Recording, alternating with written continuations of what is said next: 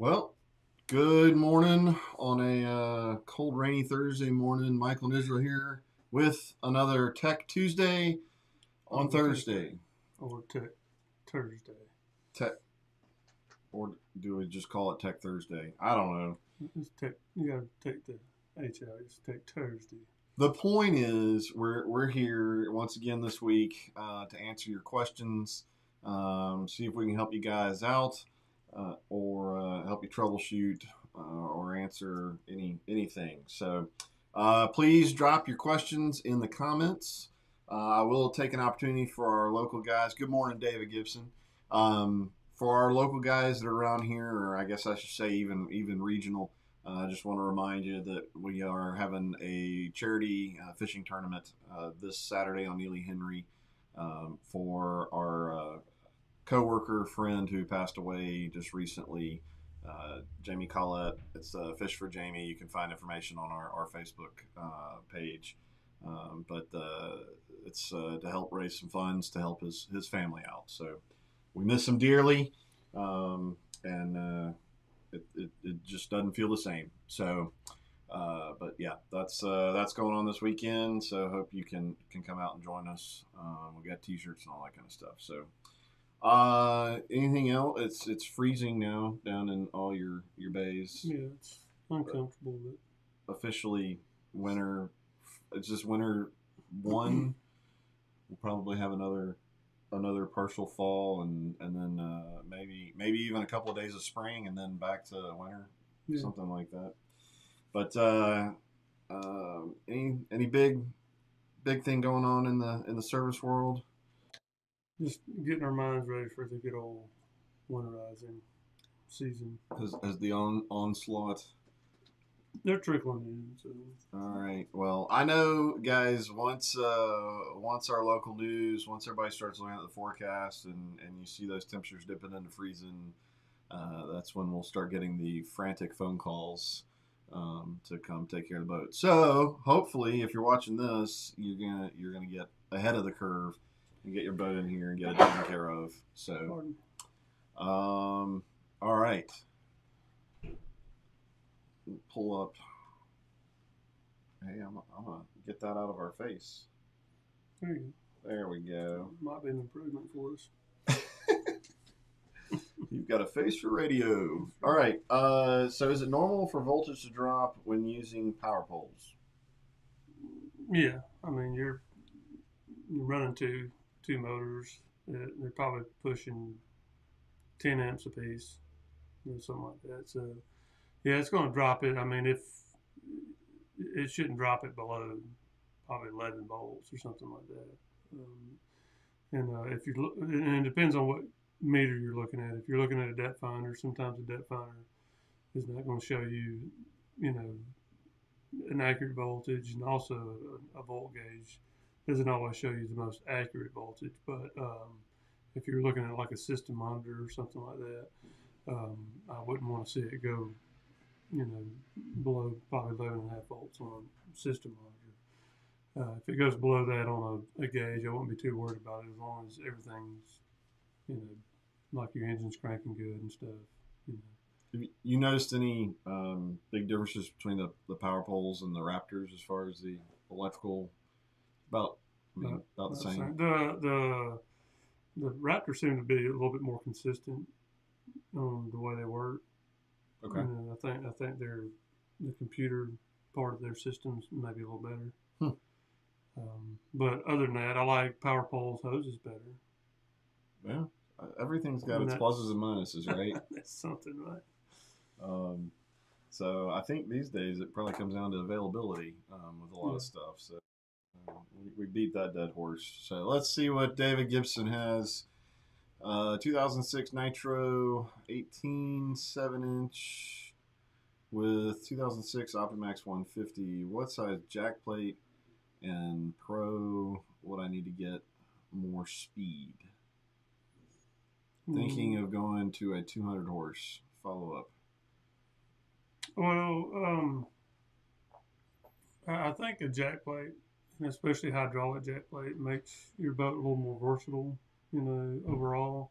Um, uh, you definitely have the opportunity to get better performance out of a boat, but some boats they've actually designed not to even have a jack plate, so sometimes they can make the performance, you know, And that's got to poor. do with moving the motor Moving the further. motor, yeah. So usually, like when Skeeter designs their boat, they design it for a 12-inch jack plate, and so they put everything in a certain spot to balance it, and same thing with Bascat or Avid or different companies like that.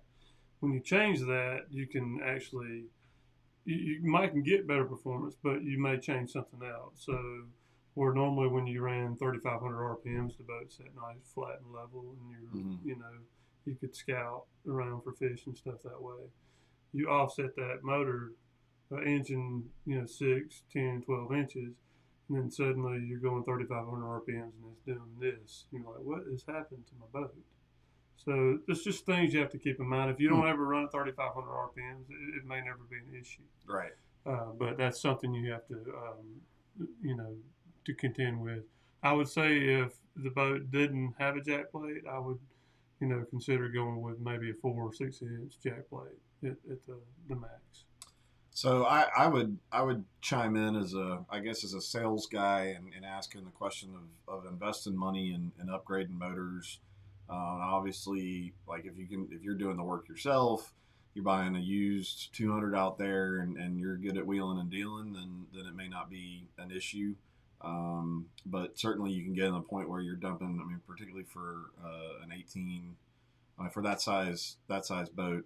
Um, I don't know. That's a question that is tough, and of course, And you're in the market today, that's definitely a with a 200, you're probably going to be adding some weight. I don't know if you're thinking about going with a 200 Optimax, but the 200 Optimax is a 3 liter instead of a 2.5, so it's a little bit heavier engine.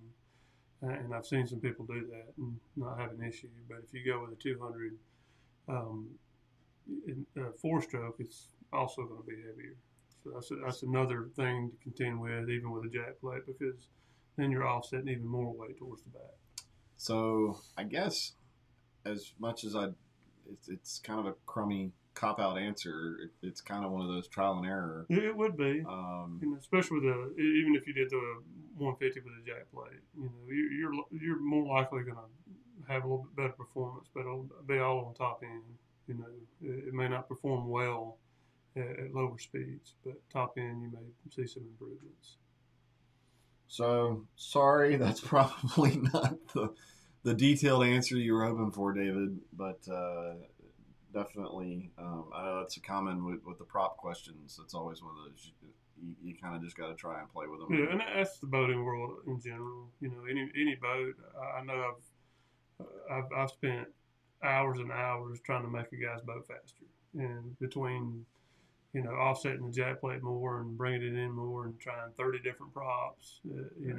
I would get a variation of 1 mile an hour. Yeah, But I usually had a problem somewhere else and when I did that. and I mean also depending on how much more speed you're trying to get. I mean, don't forget now you're getting in the colder season, so you may pick up some speed. Depending on playing with the prop, certainly your motor can be producing a little bit more power with the cooler weather, cooler water. There's so much dynamic to it. I mean, that's why you get guys that are running different pitch props during a cold season versus a warm season. All of that. So, but I don't know. The swapping out the motors and all that kind of stuff. There's a lot to that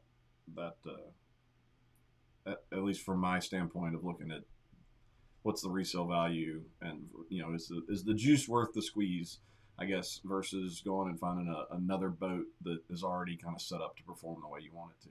So I don't know. Any other thoughts on that? I think we've gone into the ground. All right, Coosa Riverkeeper writing me a novel here. Um, and I love it. Stealing some free publicity, guys. I will give a shout out to the Coosa Riverkeeper. If you live and boat, recreate, fish on the Coosa River chain, you need to check them out. They're doing some good work to help protect protect our river, and keep it safe for swimming. And they're doing some good stuff. So go check them out. All right, we have folks who want to donate boats to our organization for us to fix up and sell. Do y'all have any comments or thoughts on things to definitely avoid when we look at accepting a boat as a donation to sell? Well, that's a big one there. The only it, I mean, there's many things I could tell you to avoid. There's lots out there, but it's really hard. It's hard in the boating world. It's hard to put that to quantify that. Or, the best thing I can tell you to do is if somebody donate, like take your donations as something that you're going to get and not fix up and sell. But I would try to do it in a format of take the boat if it looks decent and it's not falling apart, and do it as like an auction. As is auction, y'all can fix it up yourself, Yeah. kind of thing. And that takes some things out of the equation, because if you fix a boat up and you sell it, it's kind of like it can be one of those things where you thought you fixed it up and then you still sold it, and you give you've sold somebody something under the pretense that it's fixed up and sold, Right. and it has a bunch of problems and it may come back on you. Now, if you just take stuff in and this is what we got, guys, we're going to auction it off and give somebody the opportunity to inspect it before auction, and then just let them pay what they think it's worth. Yeah, I mean, I think there's That kind of takes you out of the I fixed it category. Yes, yeah, and that definitely that's a major consideration. You can tell you think about such things Yes. all day, every day. Sometimes they're worth just giving away, which is why they're giving them to you. And I think a lot of it depends on what it is. What boat you're talking about. Are you talking about people giving you bass boats, or are you talking about people giving you, 18-foot aluminum boats? Tiller handle motors. How simple versus how complex. Yeah, I'd avoid really old boats. Yeah. I'd find a range of years. Like even we stopped working on boats over 20 years now. Yeah. Because parts are hard to get. They're usually run down. So pick you a kind of a time frame. If it's a saltwater boat, I'd be leery of that kind of boat. Yeah. If it looks like everything's rusted on it, and inboards. So if it is much older or fairly run down, what we deal with, we've actually got a guy that will wholesale, and because we warranty all of our used boats, like Israel said, like we're you get them too old and it's just not worth it to us. So we've got a guy that will wholesale, and he basically has got, I'm sure a lot of land with a lot of different boats, motors, and he picks them apart and puts them together, and sells them off as whole units, and he kind of fixes them up. So maybe there's something there, but I don't know how much manpower you've got for getting all that stuff done. But yeah, there's a load of stuff, and we definitely give me a shout later. We'll talk and see. But that's an interesting. I don't know. Like you said, maybe it is people that are trying to get rid of boats. Sometimes they are better to give away if they're trouble. So we struggle with how to deal with that issue. Of course, we would bring stuff to y'all if it's outside our skill set. I appreciate that. So we definitely love to see what we can do to help you guys. But I don't know. There are definitely some fun boat builds that you could do if you've got the skill set in house. The tiny boat stuff is can be kind of fun and simple to deal with. But I don't know. That's there's a lot to that question. But dang.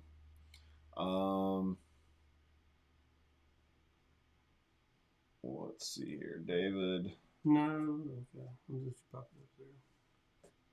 Do y'all have a site for pull-off stuff like trolling motors, power pole graphs? Like I'm assuming you mean like a website. Have we got it on the web? No, we don't usually put it on the web. You just have to get with Mr. Pat in parts, and he'll let you know what we have. Yeah. Because that stuff comes and goes so quick, it's hard to put it on the web. Yeah, and I think, I mean, Pat's been doing it for so long now. I think he kind of keeps a running list of stuff, but people are looking for things. So yeah, that honestly, you get on the phone with Pat in parts, and he'll. Sometimes we'll get a buildup of 10 pull off motors or used trolling motors or something like that, and might make a Facebook post or something like that. But as far as having all that stuff used stuff on the web, that's not something that we have got set up. Yeah, no problem, David. All right.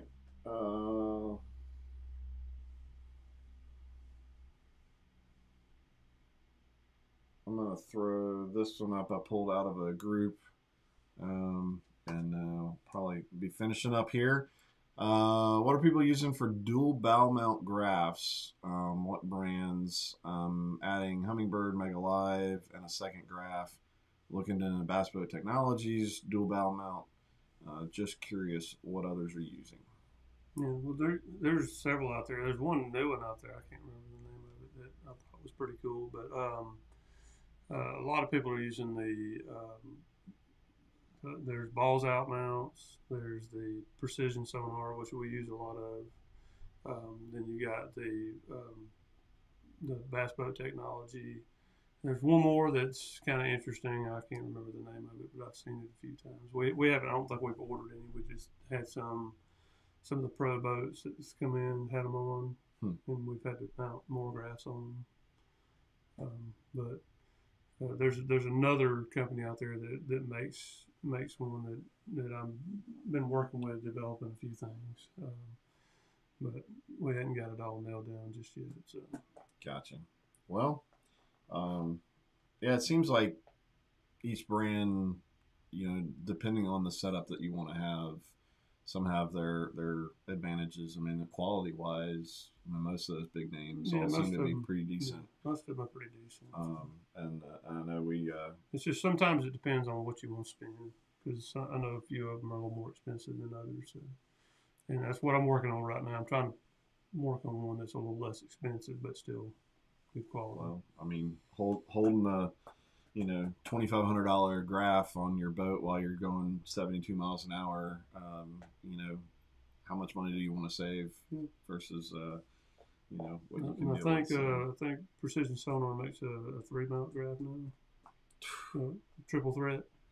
We put several of those on, and that's for the guys who like to run a couple of helixes and then run a Garmin at the same time. I'm telling you, Vizio needs to get into the graph game and make us some 32-inch, 55-inch graph. I thought about when last we ordered a 42-inch TV the other day, and for the Hobie stuff. Yeah. And I thought about getting somebody to hold it up there on a console and take some pictures of it.